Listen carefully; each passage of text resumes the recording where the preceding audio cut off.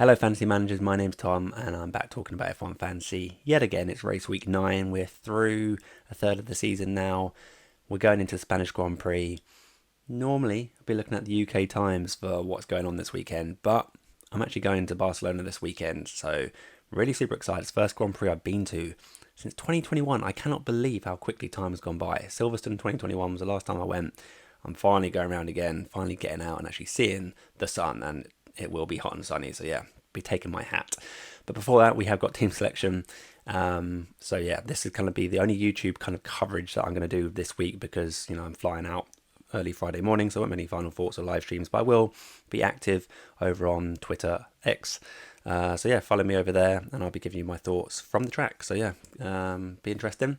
So in terms of the actual team selection itself, I'm going to have a quick look at the track.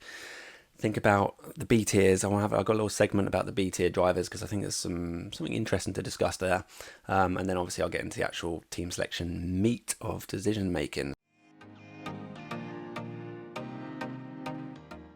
So in Monaco, I'd say before the practice sessions happened, I was probably less than 20%. I would say if I had to throw a percentage number at it, less than 20% to go limitless. But here we go. We went limitless. And it was purely based on the practice sessions. And yes, there's definitely a lot of chit chat about using limitless, first of all, early on in the season, using limitless on low overtake tracks for that delta. I'm sure most of you kind of familiar now with this whole delta. We want tracks that the B tier drivers are going to struggle at so we can maximize that gap between the regular teams and our limitless teams. And it will look very, very clear to me who the best 5 drivers are through the practice sessions. So even though there was definitely risk involved being Monaco, Monaco, quite often things go wrong, as, for example, Pierre Gasly, things went wrong. But also you can't just be scared. You can't just be scared as a fantasy manager to do anything because then it just leads to inaction and then you don't capitalize on those opportunities. And it really looked like an opportunity, so I was willing to take that risk on a tight street circuit, and it paid off beautifully, have to say. I don't know if I'm just pure lucky with these limitless chips, but that's 3 years in a row that I've maximized the chip. So follow me for 2026, where I hope to go 4 in a row with a really good limitless. So yeah, really, really chuffed to bits with how it went, and it's moved me up into around about 3k. So pretty happy with that. So looking at the track at the Barcelona circuit, it is one of these tracks that, the drivers all know it very well. Lots of testings taking place here. Lots of mixture of all the different types of corners, as well as a nice big long kilometre straight down the pit straight. So the cars that are going to excel here are going to be cars that are good kind of in all corners, that aren't going to be struggling with the setup for, for example, the Ferraris look really good in Monaco, perhaps because there's lots of low speed corners where they've been okay at recently. But I think the Ferraris are struggling perhaps more where there's a variety of corners, so that immediately gives me some cause for concern. Everyone's on the Ferrari hype train at the moment, but the fact that there are quite a mixture of these long duration kind of high speed corners as well as medium and slow, is the Ferrari going to be comfortable in that kind of setup window? I'm not entirely sure, but we'll see, obviously. And we've got the technical directive coming up as well, so that might shake things up well and truly. So yeah, once again, second week running where practice session is going to be crucial for nailing in those picks. But in terms of the actual track, like I was saying, it's going to be very hot and sunny. I'm going to need lots of sun cream, that's for sure.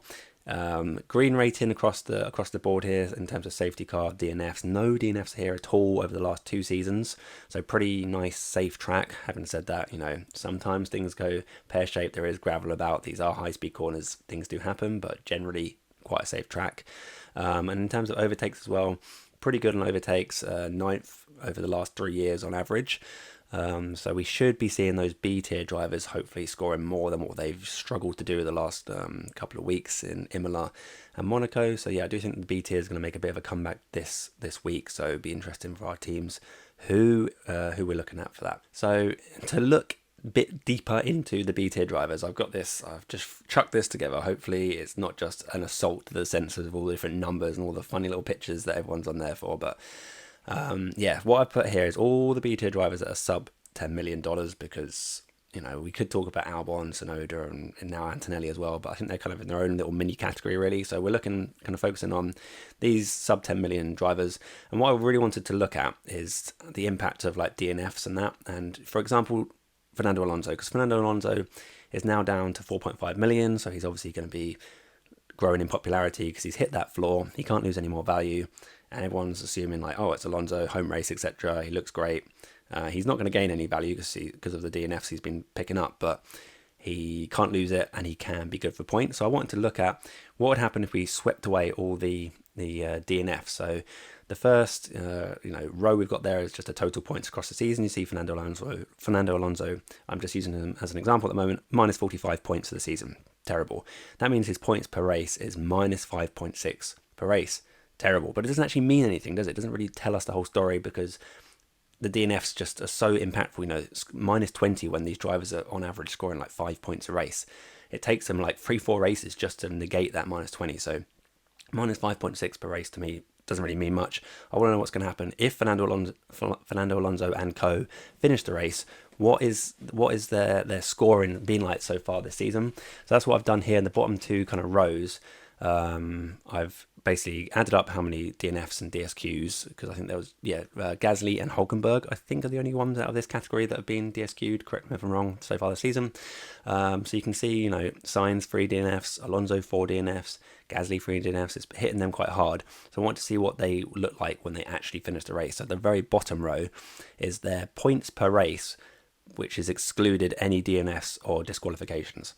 And it's quite interesting to see, as an example, I'll go back to Fernando Alonso, he's averaging 5 points in races he's finished. Now, he has got a bunch of DNFs, so his sample size is quite small.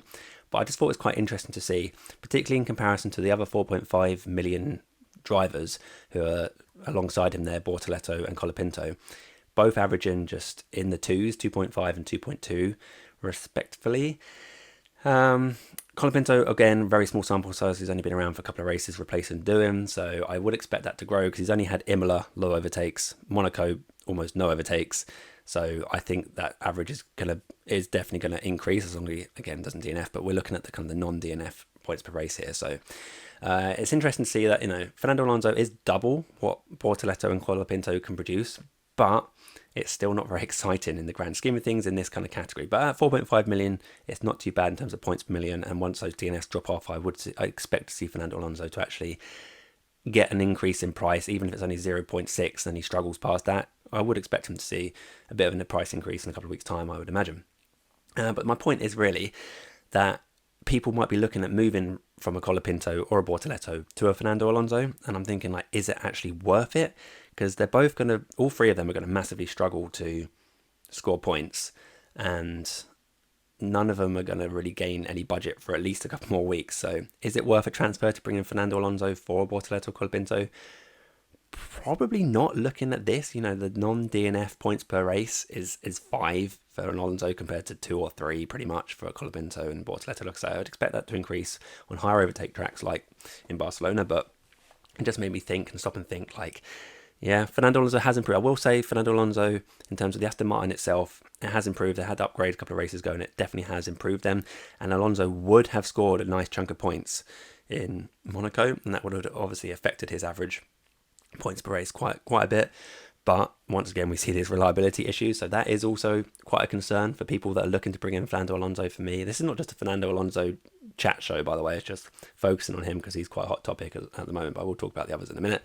But yeah, I do think that Fernando Alonso does give me a little bit of a red flag. Excuse the pun, because that's an F1 thing. But yeah, red flag, red alarm bells or whatever. The fact that Aston Martin has failed him at least a couple of times now in terms of reliability, flaming brakes back in China, and then I think it was a overheating issue or something in Monaco from what I remember. So yeah, is it just a matter of time before something else, some other little niggle in the Aston Martin comes up? And Lance Stroll, who's been coasting through, no DNF so far this season, he's surely due at some point. And within that Aston Martin, is he going to pick up one of those sort of reliability DNFs at the moment? I think Lance Stroll at the moment is too expensive for me, and is likely to lose money anyway. So Stroll's kind of off the menu for me anyway. But just kind of food for thought. Be careful going for Alonso because A, he's not scoring that many more points than Bortoleto and Colapinto, and B, reliability issues. But that said, if you've got a transfer, I would say it's a luxury transfer. If you've got that transfer, then bringing in Alonso is fine, but just be wary, I would say. Past that, the things that kind of stand out to me here is probably the Haas boys right at the end couple of columns there. The Haases are averaging really, really strongly. I mean, they've only had like a DNF each, So, they've gone up 7.6 and 6.6 up to sort of 9-10 points per race. But that's really strong. And that's actually made me think more strongly about Behrman this week, because Behrman is one of those drivers, when I flick over to the F1 Fantasy Tools budget builder thing in a minute, where we see Behrman is actually looking like, I think he needs 9 points just to avoid a drop, basically. So get a 0.2 rise. I think it's 9 points that he wants to get in Spain. And we've got, a high overtake track, someone that's been averaging, when you exclude DNFs, 9.3 points per race. That's actually very doable. So it's actually made me think, actually, Behrman might not be a terrible idea, perhaps. But then again, is it like a more of a short-term thing? If he does go up in price, is he going to become harder to go up in price past that? So, but the pickings are so slim, it's very hard. Apart from the likes of Hadjar and Lawson, who look like they might rise once or twice over the next couple of weeks, then I think the pickings are very slim in the B-tier drivers. But it's interesting to see, that the Has boys are particularly looking very strong. A bit of a dip in recent weeks, but as soon as, particularly Ocon, as soon as like his DNF gets scratched off from Imola, Ocon will be hot on the radar. He would have reduced in price a little bit, and averaging 10 points a race when you exclude DNFs is really, really strong. He got hit pretty hard when he DNF'd there. But yeah, I think it's just kind of interesting to see.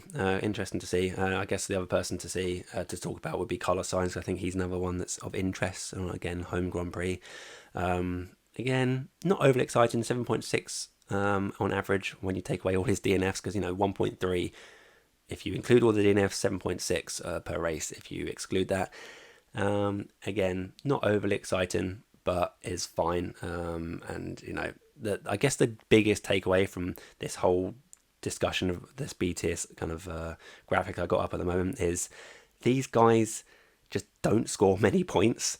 Like, even I'm singing the praises of the Hases, saying, oh, they're scoring 9-10 points, it's great. But when you actually look at the bigger picture, when we're scoring ideally a couple hundred points per race week sort of thing, your driver getting 10 points is not overly exciting, to be honest. So I do think that still the main focus at the moment should be on building budget. We need to build budget further. We're still not even halfway through the season yet, and I think it's going to be very important to continue to build that budget. And I'm going to show you a little bit as to why I think that now. So why is budget still important? This is my team 2. Okay, my team 2 started the season with McLaren, Mercedes and George Russell. So it avoided all the carnage of Australia, it avoided all the budget hits, it got a big chunk of points, and it's now 28 or something in the global rankings, which is pretty insane, because I haven't done anything like crazy with it. I used no negative in Miami, I used limitless in Monaco. The rest of the time it's been kind of chugging away, similarly to my team 1 team, but it's in the top 100 global.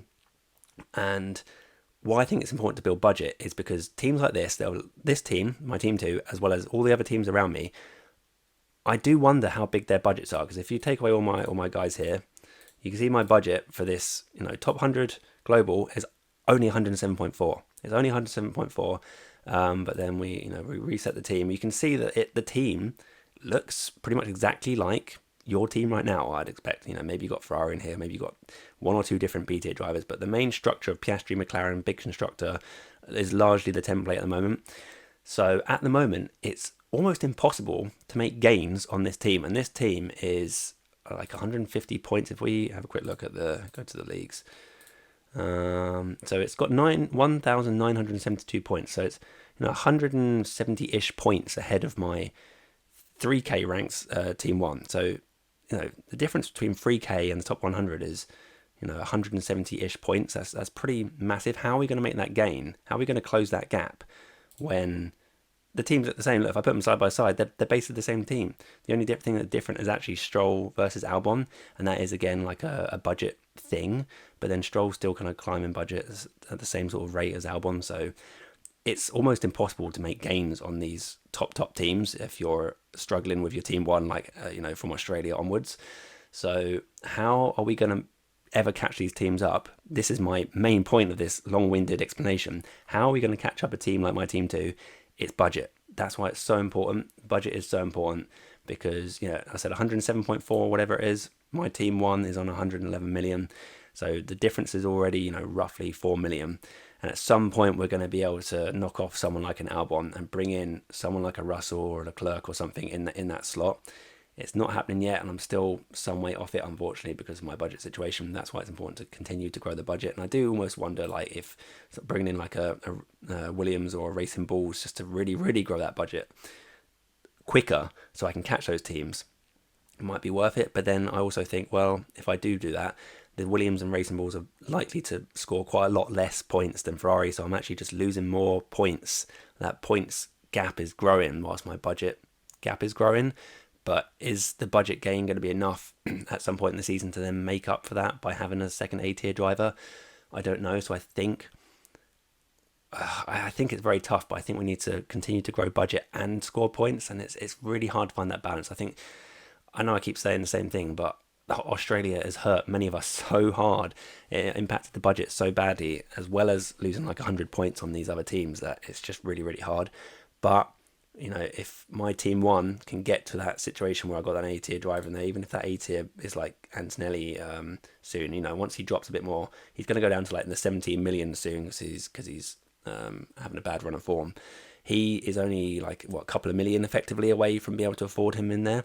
And I think someone like Antonelli, once he's potentially gaining a bit more price and has sorted his form out and actually getting more points, he could be a way to kind of close that gap. But it's going to be slowly. We want to really try and get them up to like Leclerc or Russell to really punish those other teams that are scoring so highly. But yeah, it does certainly concern me that it concerns me that these teams that like my team too are just kind of running away without really doing anything, without doing anything particularly special. So let's have a quick look at the budget builder, because the budget builder is obviously important for deciding what we're doing going forward. And I think it's pretty clear for me that Mercedes have to go. They need a whopping 52 points just to avoid any sort of budget loss. 30 points for a 0.1 loss, and Mercedes are just gone for me. They're just gone. Like, unless they are literally pretty much first and second through the practice sessions in Spain, which you never know with the whole technical directive change. I don't think that's going to happen, but unless they're absolutely stomping the practice sessions, they're absolutely gone. They're gone. I'm not taking any more budget losses from them. They're gone.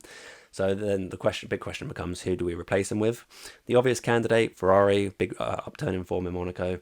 The other thing that's heavily on my mind, a little bit cheaper, is Red Bull. Verstappen, like I said, won here the last 3 years. Sonoda's started to show a little bit better form. Well, it wasn't a great weekend for him in Monaco, but at least he's like growing in confidence a little bit. So yeah, but the fact that Verstappen's so strong, they're a little bit cheaper than Ferrari. I do think Red Bull could be a great alternative here on a track that Ferrari might not be quite so strong at as they were at Monaco. So yeah, Red Bull hot on the radar. Past that, we could look at probably VCarb, the Racing Bulls, whatever they're called, and Williams. I do think Williams are pretty consistently, locking in a points finish. And then it won't be too long before they hit the A tier as well. So it's the last kind of opportunity to these next, 3-4 races, whatever it is. Probably not even that. Yeah, probably 3 races.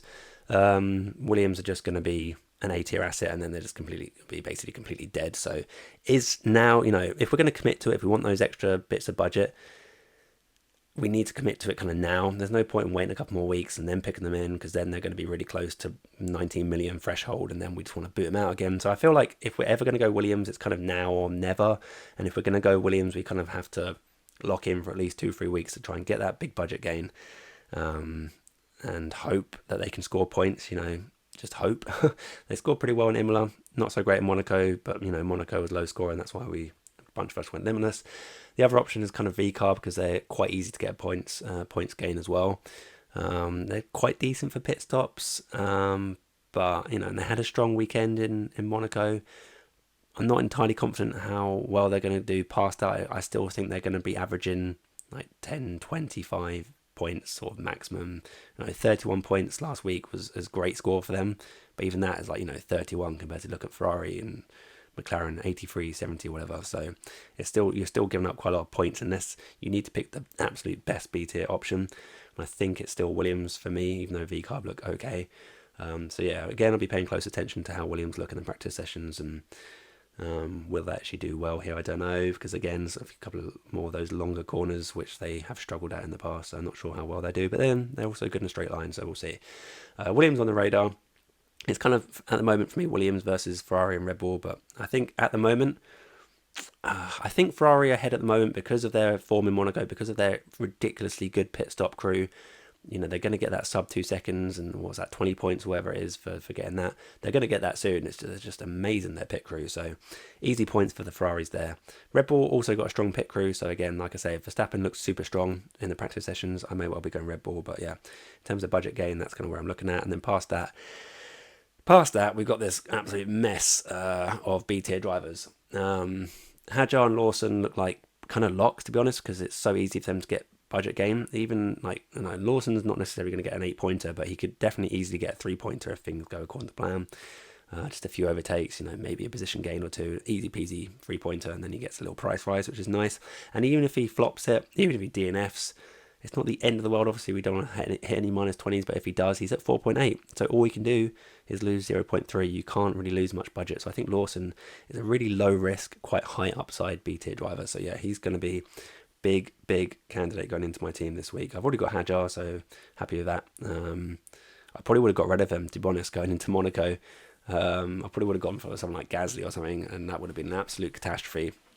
I'm sure there'll be some people out there that have actually done that, and I feel sorry for you. But yeah, going limitless meant I held Hadjar, got the price gain, and is looking good again this week. So yeah, if you haven't got Hadjar on your team, probably want to bring him in because he looks great for a potential points game, potentially a maximum points game. And the fact that his Monaco score is the best out of all these B tiers at 12 points, and combined with his low price means he's got the best chance of going up in price again in Canada, which is a race after Spain. So yeah, Hadjar looks like an absolute lock in my team for at least the next couple of weeks. So yeah, pretty happy with that. Past that, like I said, I have touched on Behrman already. He's doing well in terms of points per race, particularly when you exclude the DNF. 8 points in Monaco again. It looks as one of the strongest out of all these B tier drivers. He only needs 9 points. It's still not particularly great when you look at the plus 0.2 column, but he's in 4th place out of all of them, and the fact that he's got that 8-pointer from round 8 means, again, kind of longer term, out of all these guys, he's a good asset. But if you're worried about it, if you don't think he's going to get 9 points, if you just want to minimize all budget loss, then you could just go Alonso, and you just can't lose any more budget. You can just sit there on all these 4.5s, Bortoleto, Colapinto, Alonso. Can't lose budget, so yeah. But you're also just never really going to make much gain. Like maybe Colapinto can get a little rise, but I can't see him getting a 12-pointer. So yeah, if you go down that road, then you're never going to make the gains, but at least you're not making the losses. So that's an effective gain. So it depends how you want to look at it. I personally want to try and get these gains, and I think that particularly Hadjar and Lawson very, very attainable. Behrman is kind of next on the radar for me. Like I say, he's scoring quite well just in general, and that said, the Hazes not being particularly great in high speed, a bit stronger in the lower speed. So are they actually going to do particularly well around Spain? Not sure. But then they have been quite a good kind of all-round car so far this season. So maybe. Let's throw it back to the team. So like I say, Team 3 is a complete write-off. It's just been an absolute disaster. Every time I do anything to Team 3, like last week I brought in Gasly, it just goes wrong. Goes horribly wrong. So Team 3 is kind of just a scratch for me. But yeah, here's my Team 1. As I've talked about, I think Mercedes prime target for getting the chopping block. I don't have enough money to just jump straight to a Red Bull or Ferrari. So it has to be an Albon that gets the chop, because Hadjar's going nowhere and these guys are probably not going anywhere. I've only got 2 free transfers, which is kind of annoying because I use Limitless. But yeah, Albon's probably going to have to go, which is sad, but is what it is. He's probably going to struggle to get a price gain anyway. Like I say, Ferraris look hot on the menu at the moment because of their great form in Monaco. Was that a one-track wonder? What is it? Something that's going to continue? Is the technical directive going to affect them? Is the Spanish track going to suit them? Blah blah blah blah blah blah blah. There's lots of different things that we need to think about, and lots of variables that we need to take into account when it comes to the practice sessions. So, but at the moment, what are we? Monday evening, I'm recording this. At the moment, Ferraris do look pretty decent. So, who are we going to put in there as 11 million? I think the obvious one in terms of I just want to gain budget is got to be Liam Lawson. Leaving 6.2 million on the table is quite a bit of money, isn't it? Quite a bit of money, in fact. Is that enough? Yeah, it is enough to final fix to Verstappen if I really want to. If Verstappen gets pole and Piastri, it's a bit further back. But yeah, I don't know. I do think Max Verstappen could be a bit of a dark horse this week. But yeah, I think this is the obvious move. This is the obvious template-y move this week. Ferrari, Lawson. Lawson looks great for budget game. Ferrari look potentially good for points. Ferrari, like I said, kind of interchangeable for me for Red Bull. I do also like Red Bull. We could even, if Red Bull, if the technical directive kicks McLaren to the curb, then Verstappen, Red Bull, 2 times Verstappen, it could be a complete change of affairs here. And anyone who's got their wildcard handy can avoid any -10s that they need to get to this. For me, it would be a -10, but still kind of fine with that if Red Bull and Verstappen look great. And it is a kind of a Red Bull track. It is Verstappen here. He's the king here for the last 3 years, so this could very well be an option I look at depending on the practice sessions. Verstappen's also potentially an option if I go down the Williams constructor route as well. 17 million isn't quite enough to get that A-tier dream, but like I said, that's why it's important to build budget. I'm on 17.8 here. I'm not far away. Antonelli's going to be super easy to obtain very soon with this kind of build here, so that'd be really nice.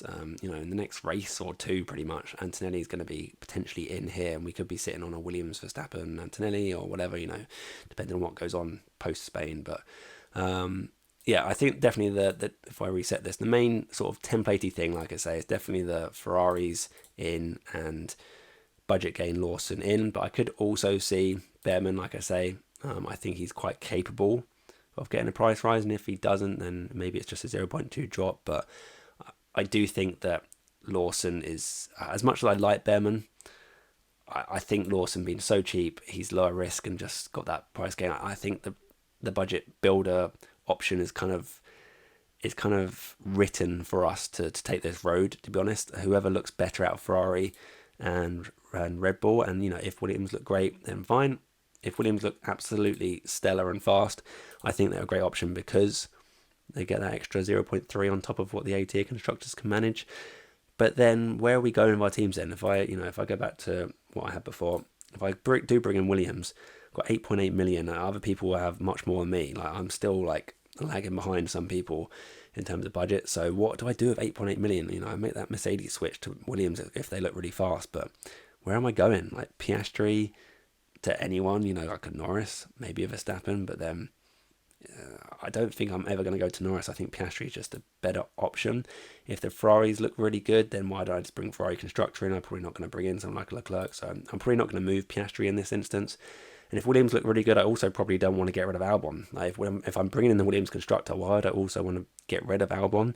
Therefore, I'm probably moving one of these guys, and it'd probably be like a Bortoletto because he's just stinking the place up with his poor point scoring opportunities. So I'd probably then look at getting like a Behrman.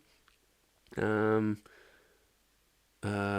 probably not even. No, probably not again because of the budget game potential. Like, I think I'd still be going Lawson. So I'll be sat here with a bunch of B tier dudes basically. So this does get me a lot more budget potential. I will say, instead of having Ferrari or Red Bull only going up 0.3, get Williams that go up 0.6. Instead of having Bortoletto that's going to be stagnant on 4.5, you get Lawson that goes up a quite possible 0.2, maybe a 0.6. So you could be making like an easy 500,000 plus over an A-tier constructor team. But I really do wish that the B tier assets went up a bit more than 0.6, even if it was like 0.8 or something, just to get that little bit of an edge. But just 0.3 more just makes it hard for me to justify not going for an A tier constructor. So I feel like my most likely move, let's reset this again, my most likely move is probably just Albon and Mercedes out, Ferrari or Red Bull out. To be honest, I keep saying Ferrari, but I'm actually thinking Red Bull might be better. I don't know. Like I say, it's going to be practice session dependent, but I think this is kind of where I'm going. It's very templatey. It leaves an absolute chunk of money in the bank, but the budget builder is what the budget builder is, and I want to keep climbing budget. And this again is probably only going to gain me $1 million to $1.5 million. It's not that exciting, but then if you go the Williams route, it's not really going to get you that much more budget. So I don't know. It's a bit of a tough situation to be in terms of budget building. I guess we just have to keep being patient, and we're going to have to wait quite a few races before we get like a strong team where we can get someone like a Russell or whatever in this slot. So yeah, being patient because I'm on 111 million, and it's just, I know there's teams above me, 112, 13, 114. I've seen someone on like 115 million. God knows what the best teams have been piling in on the B tier assets, I guess, but. Yeah, I don't know. I'm jealous of budget and I would like to get more, but it's just really, really hard at the moment. So I think Lawson is just kind of a golden egg right here that's low risk and high gain. So this is probably where I'm heading. Like I say, it's kind of tight for me between Red Bull and Ferrari. It will be practice session dependent, but that's kind of where I'm at. So yeah, I will see you. Well, I'll see you probably in a week or two, I guess, for thoughts on Canada after Spain. But yeah, like I say, I will be putting some thoughts out whilst I'm out and about on the ground at Barcelona this weekend. So yeah, I will catch you soon, I guess. So yeah, thanks for listening, and good luck for Spanish Grand Prix. Bye for now.